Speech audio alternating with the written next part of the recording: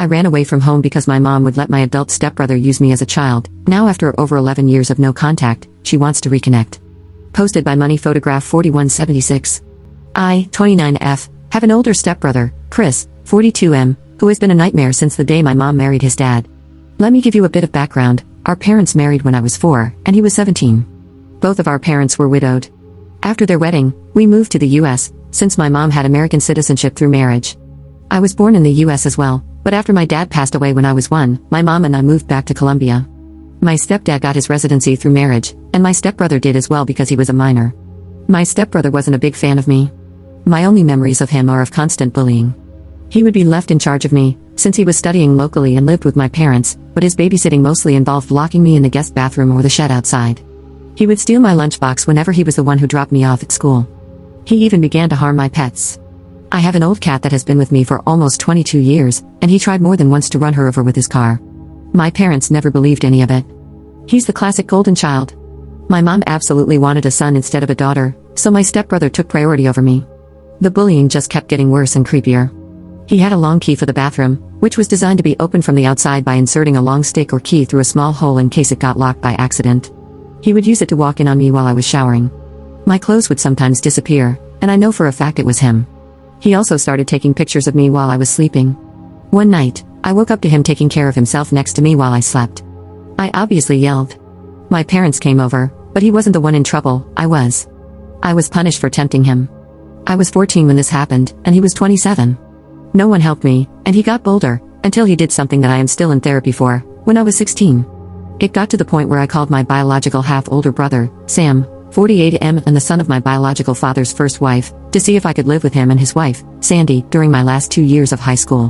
When Sam found out what was going on, he confronted my mom. My mom didn't care, and just told him to take me as long as he never asked her for money. That was that, and my brother and his wife became my legal guardians, and they took me in with my cat and the old family dog, since I didn't trust leaving any living creature around Chris.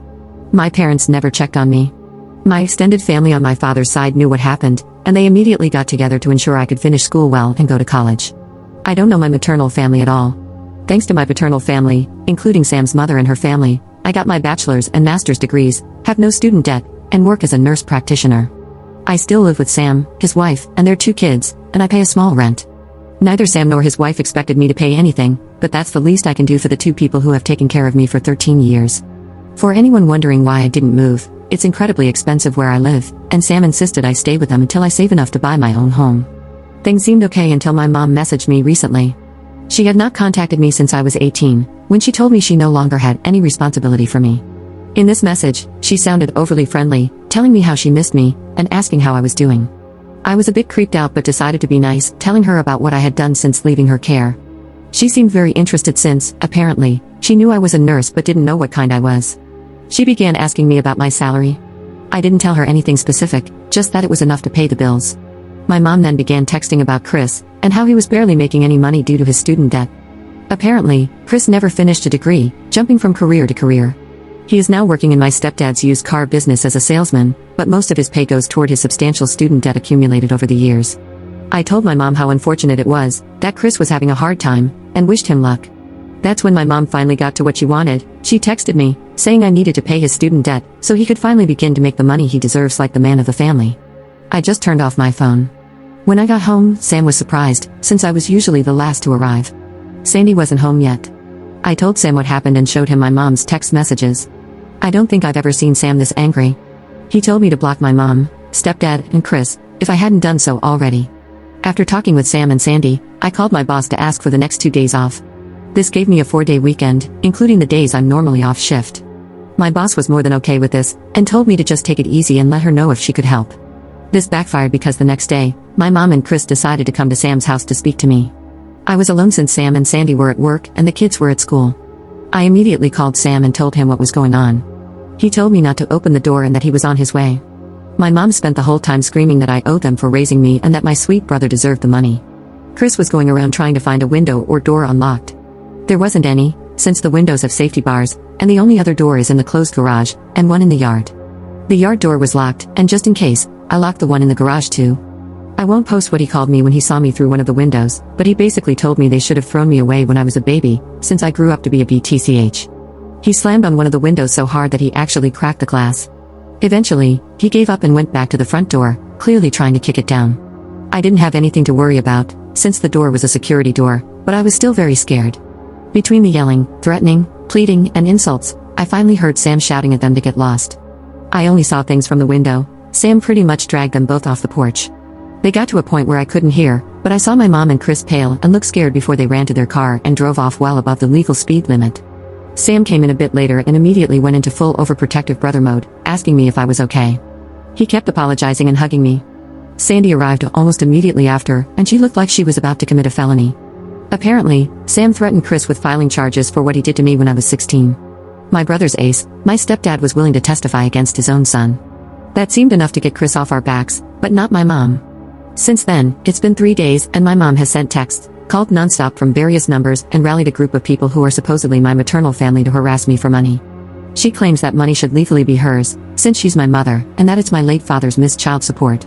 Sam is helping me find a lawyer to get a restraining order against my mom, and I plan to take my stepdad's offer to testify by pressing charges against Chris. I can't say I can forgive him for not stopping his son, but I appreciate that he's at least trying.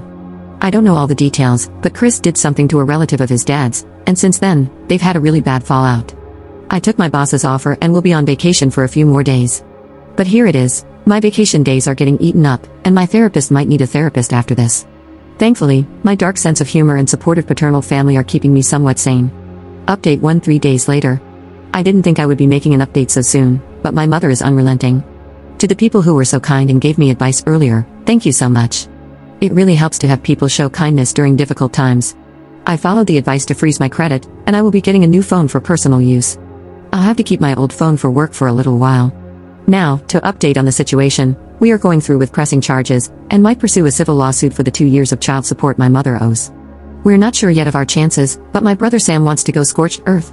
As for my mother, she has started a new campaign. She's been falsely accusing me of claiming that my stepbrother SA'd me. She's been accusing me of being a temptress, who tried for years to sleep with my brother, and even got a few relatives, who I just found out are my aunts, to join in, saying they were witnesses. I've never met these women in my life. My stepfather actually commented on her post, saying my mom was lying, and accused his own son of being a predator. That's how I found out what the big fallout between them was. Apparently, my stepbrother went after one of my stepfather's nieces. I don't know the girl's age, but if I'm thinking of the right person, she's about my age, and if not, she's younger than me. A lot of my biological father's relatives have also taken to social media to call out my mother, pointing out that she always claimed to be an orphan with no family, yet now she suddenly has 3 sisters. It's a mess, and for now, I'm just watching from the sidelines and being a stay-at-home aunt. My nephews love it since we get to go out for crazy shenanigans after they finish their homework. My boss has helped me with some paperwork for a leave of absence, and I should be off for about 6 weeks. After that, I'll be mostly working from home for a few weeks. It's not the greatest update, and to be honest, things are tough. But it's nice to spend time with the kiddos, at least. Also, I forgot to mention this, but no, my mom is not likely sleeping with, or in a relationship with my stepbrother, as some people have suggested. My mom always wanted a son, and I was a disappointment to her, because I was born a girl.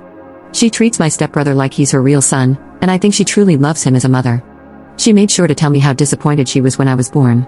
Update 2 1 week later. So, this might be my last update on the mess with my mother and stepbrother, since we're finally starting the legal battles, but I finally had a good laugh. In my previous posts, I haven't mentioned much about my biological father. He passed away when I was 1 year old, so I never really knew him. I have one picture of him holding me when I was an infant. I mostly know him through stories from his family. What I do know is that he was a man of means. He had a lot of assets that he carefully divided in his will, not the kind of wealth that would mean I'd never have to work, but enough that I could live comfortably as long as I managed my finances responsibly. I was not aware that my father had made sure to leave me anything. Neither was my half-brother Sam, who is his son with his first wife. I'm the daughter of an affair partner who became his second wife. My understanding was that anything I might have inherited was wasted by my mother to buy things for her predator stepson, Chris, whom she prefers over me. He was my abuser growing up. In her words, daughters don't need inheritance, just marry a wealthy old man like I did. Well, since my mother and Chris have been harassing me lately, we drove to my dad's lawyer to get some things we need from my dad's records for the lawsuit we're planning. He's a sweet older man, kind of looks a bit like my dad, and was also my dad's best friend. When we met, he greeted me with a hug and told me how happy he was to finally meet me. His wife was there too, and she also gave me a big hug and told me we needed to have dinner at their place. Once we caught up, we discovered that my mother had been faking receipts to get money from my trust, a lot of it. Some of the fraudulent claims were even made while I was under Sam's guardianship. Despite not being the executor of my trust, she had to provide receipts for anything she claimed. She's been submitting receipts on my behalf because I'm still in medical school. I finished school in 2021. Well, her meal ticket not only got torn, but now she's in big trouble. This is fraud, and my hands are basically tied when it comes to pressing charges. She's been claiming me as a dependent on her taxes, so my dad's lawyer would refund her for her expenses. He told me there's no way we can keep this just in civil court. He had to contact the IRS and the police. It doesn't help that she's been using my social security number for things she shouldn't have. Thank you to everyone who advised me to freeze my credit. You guys definitely saved me. I probably won't be able to post for quite a while, and I'm going to be incredibly busy. I'm just mentally exhausted from everything that has happened. I wouldn't have done anything about my mom using my trust if she had left me alone. I wouldn't have even known about it, because the trust is set for me to take over with proof of marriage or graduating college. And since I didn't know about it, I never sent the required paperwork to take control.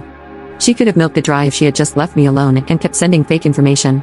I'm in the process of getting what's left of my trust. There's quite a bit in it, and it should be enough for me to get a house or condo if I combine it with my savings, and still have some left over to invest or use safely. I might wait a while before buying anything, though. I don't know how safe it would be, since my mom still has my social security number. Update 3 1.5 weeks later.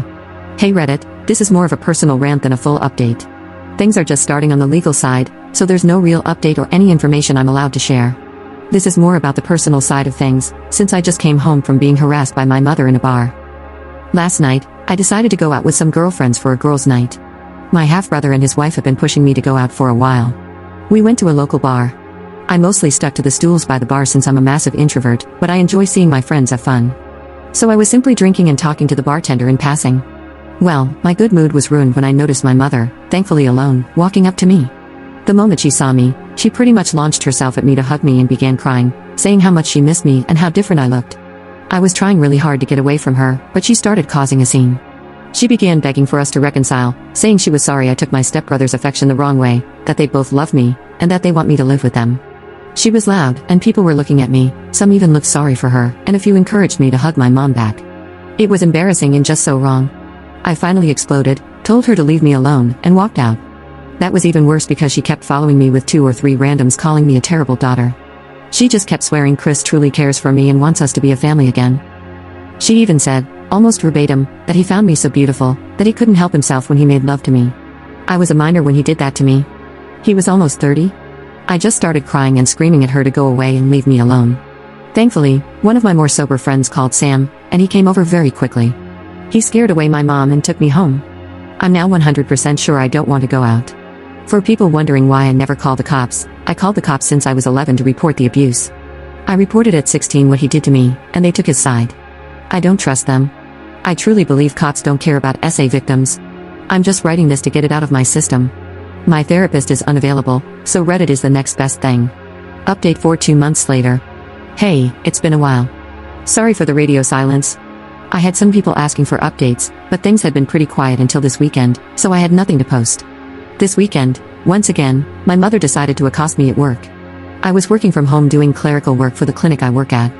I'm a nurse practitioner but took on some clerical duties to be able to work from home when the mess with my mother and Chris began. Since then, the time I could work from home has ended, so I am back in the clinic seeing patients. For the most part, Saturday went well and quietly. Sunday, however, I noticed someone who shared my mother's first name but not her last name. My mom has a very unique name, very old-sounding, and I've only seen it twice in my whole life.